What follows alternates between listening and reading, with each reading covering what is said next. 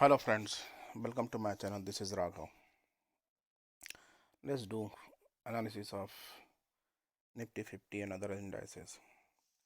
तो ये निफ्टी 50 का चार्ट है। इस पे मैंने वर्ल्ड के जो टॉप मोस्ट इंडेक्स हैं उनका चार्ट लगाया हुआ है कंपैरेटिवली।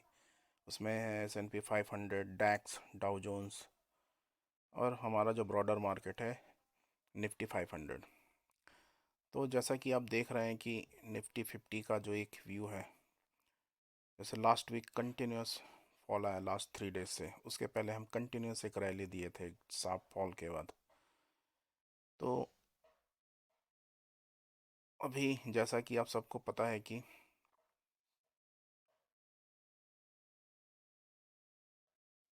हेलो, हाँ, जैसा आप सबको पता है कि अभी बजट आ रहा है। तो बजट के पहले मार्केट नॉर्मली काफ़ी वोलाटाइल होता है। तो अभी अपनी पोजीशन साइजिंग काफ़ी कम रखनी चाहिए, क्योंकि मार्केट बहुत वोलाटाइल है। कब कैसा मूवमेंट होगा किसी को नहीं पता। जैसा कि देख रहे हैं कि एक शार्प फॉल आया लास्ट 3 डेज से, जो अनएक्सपेक्टेड था। उसके पहले कंटिन्यूस रैली आई, जो कि काफ़ी अनएक्सपेक्टेड था विदाउट करेक्शन के। तो चलिए देखते हैं अभी हमारा मार्केट कैसा मूव कर रहा है। तो लास्ट 2 वीक से एक रैली के बाद हम लास्ट वीक मतलब दिस वीक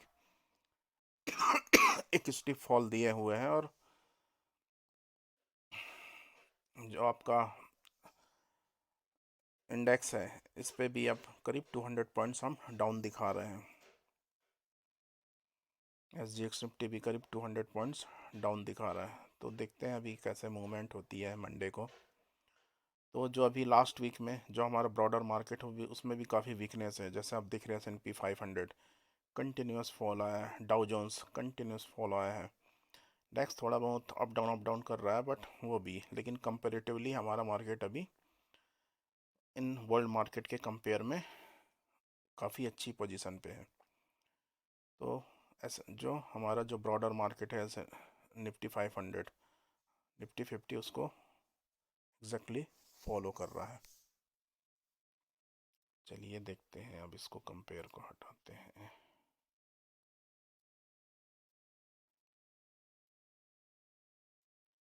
ये निफ्टी 50 का चार्ट है। हम कंटिन्यूस डाउन आ रहे हैं और 200 पॉइंट्स डाउन अब दिखा रहा है। तो हम समवेयर यहाँ कहीं पर ओपन होंगे 17,400 के आसपास। वनडे को अगर यही मूव रहता है तो हम कहाँ जाके संभल सकते हैं अभी किसी को नहीं पता। हो सकता हम स्टिफ फॉल, जैसा हमने एक स्टिफ रैली दी थी, एक स्टिफ फॉल यहाँ तक भी आए, या यहाँ कहीं से ये जो कंसोलिडेशन रीजन था, मैं मार्क कर देता हूँ, ये वाला, यहाँ से एक बाउंस एक्सपेक्ट कर सकते हैं।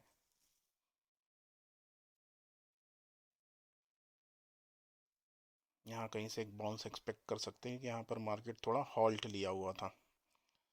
तो लेट्स डू ये भी मार्केट कैसा बिहेव करता है। Bank Nifty, bank Nifty Nifty 50 के कंपेयर में स्ट्रॉन्ग दिख रहा है। देख रहे हैं नीचे से डिमांड आ रही है। ये जो लॉन्ग टेल है ये हमें दिखाता है कि अभी भी बैंक निफ्टी में डिमांड है। तो बैंक निफ्टी अभी स्ट्रॉन्ग दिख रहा है compare to other sector. Dow Jones हम पहले चार्ट में देख चुके थे, स्टीफ फॉल दिया हुआ है। तो डाउ जोन्स अभी क्या, डाउ जोन्स में आगे की क्या पॉसिबिलिटी हो सकती है। तो डाउ जोन्स यहाँ कहीं पर एक बार संभल सकता है, क्योंकि ऑलरेडी ओवरसोल्ड की ट्रेजेक्टरी में जा चुका है। और डाउ जोन्स यहाँ से 3 बार सपोर्ट लेके बाउंस किया हुआ था। तो ये कोई ज़रूरी नहीं है कि इस बार भी सपोर्ट ले, वापस से फॉल हो सकता है। तो जो अगली पॉसिबिलिटी हो यहाँ कहीं पर, फिर अगर इन केस इसको ब्रेक करता है तो यहाँ कहीं से एक बाउंस एक्सपेक्टेड कर सकते हैं, क्योंकि ऑलरेडी ओवरसोल्ड की ट्रेजेक्टरी में जा चुका है। तो let's see what market will do. S&P 500 में भी स्टिफ फॉल दिया हुआ है। S&P 500 का जो स्ट्रक्चर था continuous higher high higher low के फॉर्म में था। तो डाउ जोन्स का S&P 500 ने अपना जो ये वाला जो ट्रेजेक्टरी था, ये जहाँ पर एक लो बनाया हुआ था, उसको ब्रीच कर दिया है पिछले मतलब लास्ट फ्राइडे और थर्सडे को। तो अभी जो S&P 500 का जो ये वाला ट्रेजेक्ट्री है, ये इस पे हमें मॉनिटर करना पड़ेगा कि यहाँ पर कैसा बिहेव होता है, क्योंकि ऑलरेडी ये ब्रीच हो चुका है। बट डाउ जो S&P 500 वो जो हायर हाई हायर लो के फॉर्म में था, अभी वो हायर हाई और लोअर लो हो गया, क्योंकि ये वाली ट्रेजेक्ट्री वो तोड़ चुका है। तो यहाँ कहीं से अगर एक बाउंस मिलता है तो उसके बाद देखते हैं कहाँ तक वो सस्टेन करता है। डॉलर इंडेक्स भी काफ़ी अच्छा मूव करने के बाद अभी यहाँ कहीं पर कंसोलिडेट कर रहा, हो सकता है यहाँ से फॉल आ जाए या अप मूव आ जाए। लेकिन इसका बिहेव देख के ऐसा लगता है कि एक सूट करेगा अप साइड पे। डैक्स डैक्स पे भी अभी हायर हाई हायर लो के फॉर्म में है। मार्केट गया था यहाँ से कंटिन्यूस, ये देख रहे हैं लॉन्ग लॉन्ग टेल, तो यहाँ से डिमांड आ रही है। देखते हैं, क्योंकि ये जो फॉल आया था यहाँ से, इसका वॉल्यूम ये और ये जो लॉन्ग टेल दिख रहा है, तो यहाँ पर डिमांड दिख रही है क्लियर कट डैक्स में अभी। नेस्डेक कब में काफ़ी वीकनेस है, वो ऑलरेडी ओवरसोल्ड की ट्रेजेक्ट्री में जा चुका है और अभी तक कुछ पता नहीं चल रहा कि कहाँ से सपोर्ट लेगा। नेस्डेक का भी सेम स्ट्रक्चर हो गया है S&P 500 की तरह, जो हायर हाई हायर लो के फॉर्म में था। तो जो ये वाला लो था उसको ऑलरेडी ब्रेक करके ये इस ट्रेजेक्ट्री पे है अभी। यहाँ कहीं पर अगर यहाँ कहीं से बाउंस होता है तो ठीक, नहीं तो नेस्डेक कहाँ तक जा सकता है, तो इस वाले रीजन पर जहाँ पर नेस्डेक रेजिस्टेंस फेस किया था, तो ये रेजिस्टेंस अभी एक सपोर्ट की तरह काम कर सकता है, क्योंकि ये एक बार टेस्ट हो चुका है ये वाला रीजन। तो इसको ब्रेक भी कर सकता है, या देखते हैं कि यहाँ से एक छोटा मोटा बाउंस करके फिर नीचे की ओर आए। लेकिन इस नेस्डेक ने अपना जो स्ट्रक्चर है उसको तोड़ चुका है, हायर हाई हायर लो के फॉर्म को, इस वाले ट्रेजेक्ट्री से। अभी मार्केट में काफ़ी वीकनेस दिख रही है। 10 ईयर का बॉन्ड काफ़ी अच्छी रैली देने के बाद अभी थोड़ा होल्ड कर रहा है। तो अगर ये डाउन होगा तो इक्विटी मार्केट के लिए अच्छा है। ये मैंने लास्ट वीक बताया हुआ था कि अगर 10 ईयर बॉन्ड या डॉलर इंडेक्स बढ़ रहे हैं तो, और जो क्रूड ऑयल है ये बढ़ रहा है, तो ये इक्विटी मार्केट को काफ़ी नुकसान दे सकता है। और उसका रिजल्ट हमें पिछले वीक में दिखा है, हम काफ़ी फॉल हुए हैं। मिड कैप इंडेक्स में भी काफ़ी लास्ट 3 to 4 डेज से काफ़ी वीकनेस दिख रही है। ये और जो हमारा ब्रॉडर मार्केट है वो निफ्टी भी हमारे ब्रॉडर मार्केट की तरह बिहेव कर रहा है। क्रूड ऑयल अभी 87 पर जा चुका है। यहाँ पर कहीं देखते हैं कैसा होता है। एक शूटिंग स्टार और एक और स्ट्रेंथ कम हो रही है, तो यहाँ से एक छोटा मोटा करेक्शन आ सकता है, तो हमारा मार्केट फिर या बैंक निफ्टी ऊपर जा सकता है। जो वोलेटिलिटी इंडेक्स है S&P 500 का, देख रहे 29 पे पहुंच चुका और हमारा जो है 19 के आसपास है। तो ये भी है, मतलब जब हमारा वोलेटिलिटी इंडेक्स 18-19 पहुंचता है तो हमारे मार्केट में थोड़ी बहुत वीकनेस आ ही जाती है। चलिए अब अदर सेक्टर की ओर, अब सेक्टर वाइज एक बार एनालिसिस चेक करते हैं।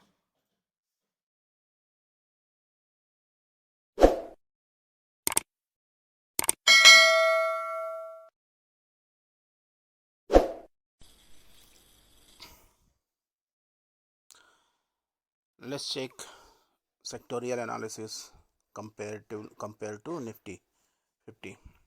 तो ये निफ्टी ऑटो सेक्टर का इंडाइसेस है। इस पे मैंने निफ्टी 50 का चार्ट लगाया हुआ है, लाइन चार्ट, और एक रेफरेंस के लिए।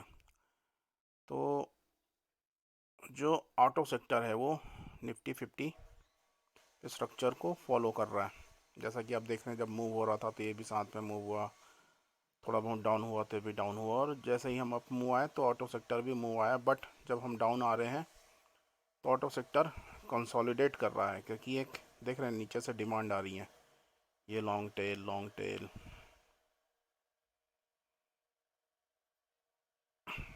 थोड़ा चार्ट बड़ा कर देता हूँ। तो ये,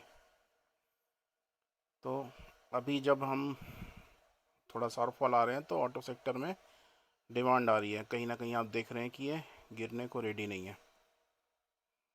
और auto sector high beta sector है, तो अगर हम मार्केट में फॉल आ रहा है तो इसको भी फॉल करना चाहिए, बट वो नहीं कर रहा है।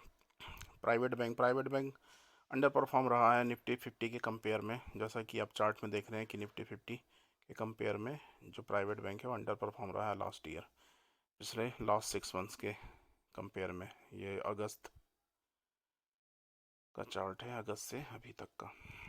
तो जब हम गिर रहे हैं तो, लेकिन अभी जो है प्राइवेट बैंक लॉन्ग टेल्स ये जो दिख रहे हैं, डिमांड आ रही है नीचे से, तो कुछ बैंक अच्छे परफॉर्म कर रहे हैं। जैसे आपका लास्ट फ्राइडे को हमारा HDFC बैंक ग्रीन में क्लोज हुआ, जबकि अदर बैंक रेड में थे, तो दिखा रहा है कि अभी भी डिमांड है।